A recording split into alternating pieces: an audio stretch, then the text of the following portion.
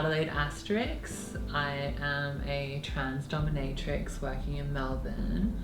I've been doing that for about 7 years, and I was initially trained in Sydney. I also coming from a perspective where I am an enthusiastic private player. So I've been involved with queer and kinky and sex work communities for over 10 years. So I wouldn't consider myself an expert on BDSM, but I do have a unique perspective that could benefit people, and if it does, then I'd be happy.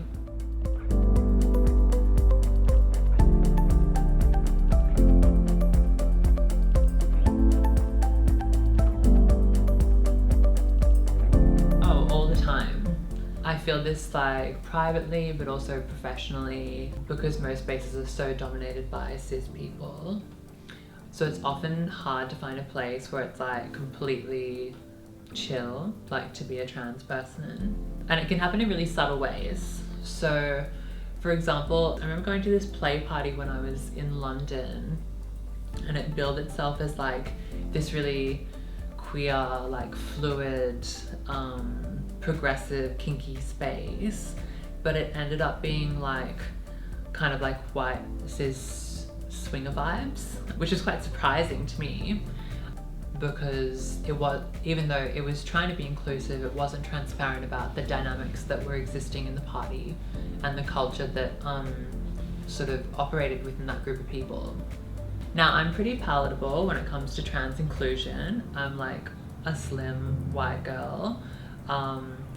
It's not like that much of a stretch for me to be in like a normative space.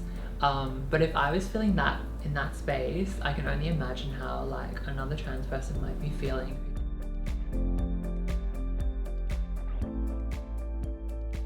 Well, I think it's interesting because it sort of opened up a lot of questions about how to create a space that accommodates all people, which is obviously impossible. And it's important to recognize that like not every party should cater to everybody, but also it's like, how do you not be misleading about the dynamics that exist in a certain group or a certain social space, while also leaving the door open to different people or different embodiments or whatever. So I was thinking about it, and it's like, I feel like good, inclusive, contemporary bear events do this quite well, where it's like a party based around this archetype, but then they'll make clear that it's not just about those, or like they'll gesture outwards to other sorts of embodiments, admirers, different sorts of like race, size, gender expression, while still keeping it sort of based around this archetype of like the bear. With a more transparent description, at least you can avoid like being so surprised when someone shows up and it's a certain way.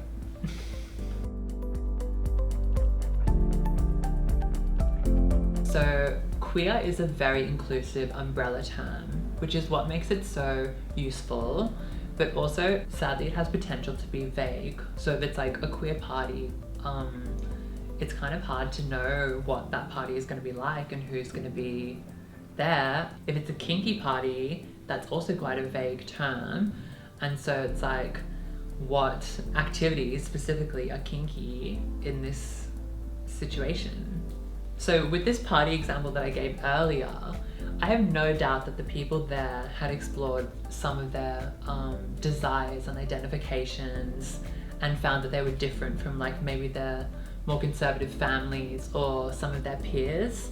So definitely queer is like an accurate description in that case, but it's like, for me who's like coming from like quite far gone trans communities, it's like, those are two different places that we're coming from, while maybe sometimes still using the same sort of terminology. So for me as a trans woman, and me and my friend, who's like this gorgeous Amazon who came with me, we obviously felt like we were outside of whatever definition of queer was happening in the party.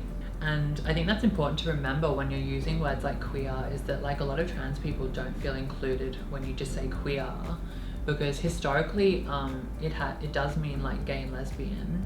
And so like, if you're wanting to include trans people, it's okay to just like name that specifically, instead of just being like queer and thinking that that includes trans people. So I think it comes down to knowing the limits of the use of the word queer.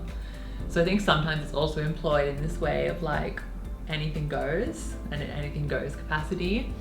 But I feel like unfortunately that also tends to erase power imbalances. So not just to do with like being trans or cis, but sometimes also like to do with race and stuff like that. So I think it's really important to use words like cis or self-identify as white, especially if you're organising queer events. Unfortunately, I see the word queer being used in communities sometimes where people are obviously uncomfortable with some of the privileges that they do have. With kinky or words like kinky and BDSM, if it's a party or a space that you're trying to create, it's good to be really specific about like what facilities are available, what sort of activities are coming, what sort of people are invited, or like what performances are going to happen.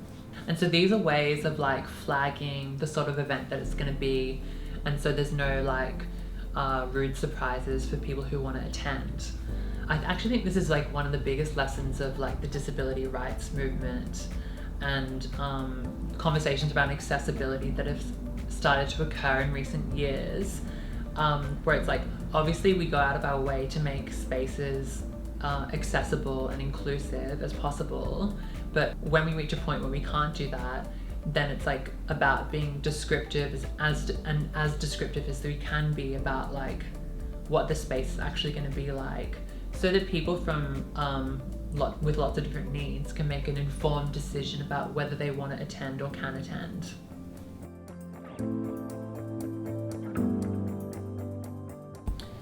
So if you want to have more diversity at your event or in your space, from my perspective, it's really important to like hire people to either work there or help organize or as promoters. If the event is on stolen land, then you should pay the rent where you can. Also like work with different groups, work with different communities that you want to have involved with your space or event. And just remember that diversity is good for absolutely everybody, and we're all stronger for it.